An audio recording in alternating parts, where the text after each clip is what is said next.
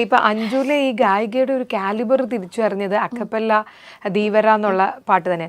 എന്താണ് അങ്ങനെ ഒരു പരീക്ഷണം? അക്കപ്പല്ല ഞാനൊന്നും ഒട്ടും വെസ്റ്റേൺ കേൾക്കുന്ന ആളായിരുന്നില്ല പണ്ട്. ഈ വെസ്റ്റേൺ കേട്ട് തുടങ്ങിയ സമയത്ത് ഇഷ്ടപ്പെട്ടു പോയ ഒരു ബാൻഡാണ് പെന്ററ്റോണിക്സ് എന്ന് പറഞ്ഞിട്ടൊരു ബാൻഡുണ്ട് പുറത്തുള്ള. അവര് അക്കപ്പല്ല മാത്രം ചെയ്യുന്ന ഒരു ബാൻഡ്. അപ്പം അവരെ കണ്ടങ്ങ് ഇഷ്ടം മൂത്തിട്ട് ട്രൈ ഔട്ട് ചെയ്ത് നോക്കാം എന്നോർത്ത് ചെയ്യുന്ന സംഭവമാണ്. മേജർ ചേട്ടൻ അത് എനിക്ക് അക്കപ്പല്ല ആക്കി അറേഞ്ച് ചെയ്ത് തന്നത്. ഇപ്പം ഞങ്ങളും അറേഞ്ച് ചെയ്യും, കാരണം അന്ന് എനിക്ക് അതിനുള്ള ബോധമില്ല. ഇപ്പം പാട്ട് പഠിത്തവും പ്രൊഡക്ഷനും ഒക്കെ പഠിച്ചത് കൊണ്ട് അത്യാവശ്യം നമ്മളും ഹാൻഡിൽ ചെയ്ത് പോകും. അതാണ് ബേസിക്കലി.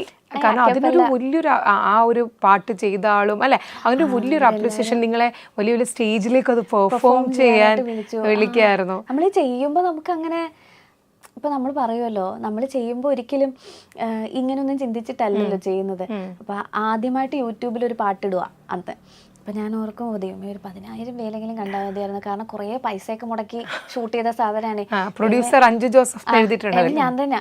അപ്പം അതുകൊണ്ട് അല്ല, എൻ്റെ എല്ലാ പണ്ട് പ്രൊഡ്യൂസറും ഞാൻ തന്നെ.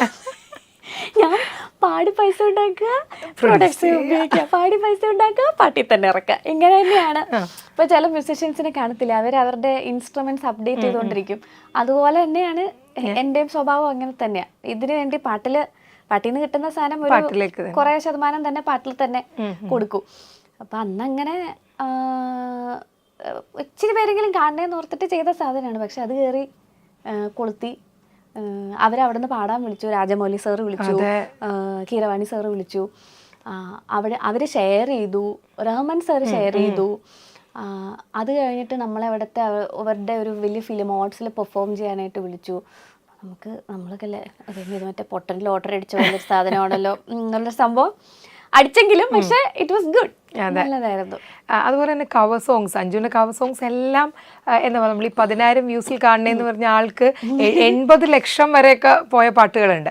അപ്പം അങ്ങനെ അത്രയും ഈ കവർ സോങ്സ് ചെയ്യുമ്പം ഇപ്പം ഞാൻ വിദ്യാജിനെയൊക്കെ ഇൻ്റർവ്യൂ ചെയ്യുമ്പം ഞാൻ ചോദിച്ചിട്ടുണ്ട്, വിദ്യാജി അപ്പം അങ്ങനത്തെ പാട്ടുകൾ എടുത്ത് ചെയ്യുന്നതിനുണ്ട്. അപ്പം പേരെടുത്ത് പറഞ്ഞാൽ ചിലർ അത് ഇഷ്ടമല്ല എന്ന് തന്നെ പറഞ്ഞിട്ടുണ്ട്.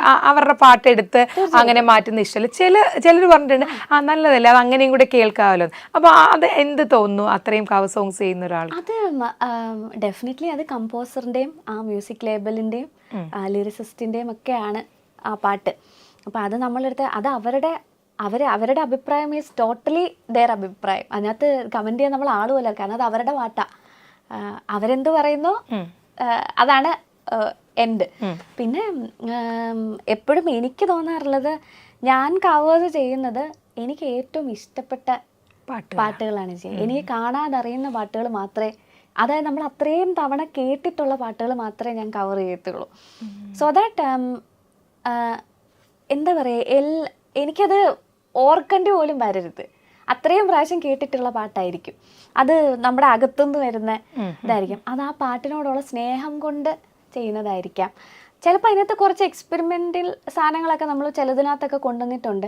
അപ്പോൾ ചിലപ്പോൾ നമുക്ക് ചില മ്യൂസിക് ഡയറക്ടേഴ്സിൻ്റെ അടുത്ത് നിന്ന് കിട്ടിയിട്ടുണ്ട് ഡോസ്, ഇല്ലാന്ന് ഞാൻ പറയുന്നത്. എക്സ്പെരിമെൻ്റൽ സാധനങ്ങൾ ചെയ്തതിന് കിട്ടിയിട്ടുണ്ട്. പക്ഷെ ദാറ്റ്സ് ഓക്കെ, അത് അവരുടെ പാട്ടാണ്. We were trying to interpret that song in our way, that's also okay. നമ്മൾ ഏതായാലും നമ്മൾ ചെയ്യുമ്പോൾ ലേബലിൻ്റെ അടുത്തുനിന്ന് നമ്മൾ റൈറ്റ്സ് എടുത്തിട്ടാണ് ചെയ്യുന്നത്.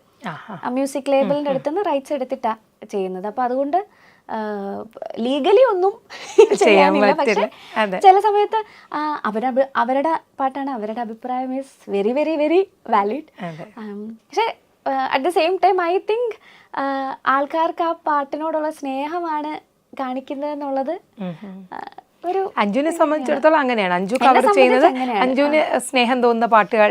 തീർച്ചയായിട്ടും നമ്മളിപ്പോൾ ലൈവായിട്ട് നമ്മൾ ബാൻഡിൻ്റെ കൂടെ പെർഫോം ചെയ്യുന്ന പാട്ടുകളാണെങ്കിലും ഡെഫിനറ്റ്ലി ഒരു റേഞ്ച് ഓഫ് ആൾക്കാർക്ക് വേണ്ട. ഇപ്പോൾ ഞാൻ എപ്പോഴും കാണുന്ന ഓഡിയൻസിന് എന്താണോ വേണ്ടത്, നമ്മളെല്ലാം എൻ്റർടൈനേഴ്സാണ്. അപ്പോൾ അവർക്ക് എന്താണോ വേണ്ടത് അത് കൊടുക്കുക എന്നുള്ളത് ആണ് എൻ്റെ ജോലി. നമ്മളിപ്പോൾ ഒരു മ്യൂസിഷ്യൻ മാത്രമായിട്ടല്ല, നമ്മൾ എൻ്റർടൈനറായിട്ടാണ് നമ്മൾ നിൽക്കുന്നത് സ്റ്റേജിൽ. പണ്ടത്തെ പോലെ സിംഗർ മാത്രം എന്നുള്ള രീതിയിൽ പെർഫോമർ എന്നാണ്. അതെ, ലൈവില് പെർഫോമറാണ്. അപ്പോൾ so we have to entertain them, we have to listen to what they want എന്നുള്ള സാധനം കേട്ടേ പറ്റത്തുള്ളൂ. അപ്പോൾ അവർക്ക് ഇഷ്ടമുള്ള എല്ലാ ഹിറ്റ് നമ്പേഴ്സും കൊടുക്കുന്നുണ്ടാവും. പക്ഷെ അറ്റ് ദി സെയിം ടൈം നമുക്ക് എല്ലാവർക്കും രണ്ടാമത് കേൾക്കാൻ താല്പര്യമുള്ള പാട്ടുകൾ നമ്മൾ എടുത്ത് ചെയ്യാറുണ്ട്. നമ്മുടെ ലൈവിനകത്തും അങ്ങനെ തന്നെയാണ് ചെയ്യുന്നത്.